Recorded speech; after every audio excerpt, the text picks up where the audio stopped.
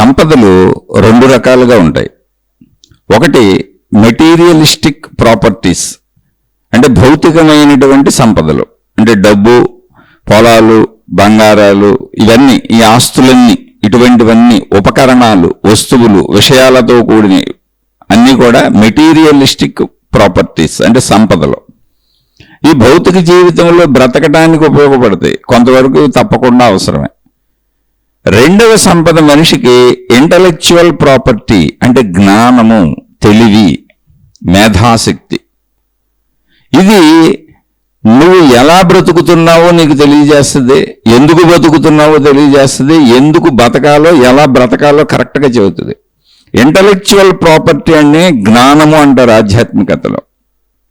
ఆ intellectual property అంటే తెలివి, ప్రజ్ఞ, జ్ఞానము అనే బుద్ధి, విచక్షణ జ్ఞానం అనేటువంటి సంపద మనలో ఏదుందో అది ప్రతి మనిషిలోనూ ఉంది.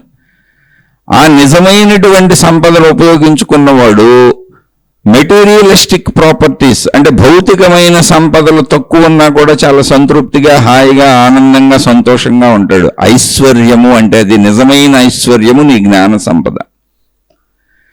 భౌతిక ఐశ్వర్యాలు ఎంతైనా ఉండొచ్చు, మెటీరియలిస్టిక్ ప్రాపర్టీస్ నువ్వు అపర కుబేరుడు అయి ఉండొచ్చు, కానీ నీ లోపల సంతృప్తి లేకపోతే, నీకు ఒక సంతోషంగా బ్రతికే గుణం లేకపోతే, ఒక ఆనందంగా బ్రతికే గుణం లేకపోతే, అహంకారం అధికమైపోతే, నీలో చెడు గుణాలుంటే, ఎదుటి మనిషిని మనిషిగా చూసేటువంటి సద్గుణం నీకు లేకపోతే, పరోపకారం, దయ, జాలి, కరుణ ఇటువంటివి లేకపోతే నువ్వు ఎప్పటికీ సుఖంగా బతకలేవు.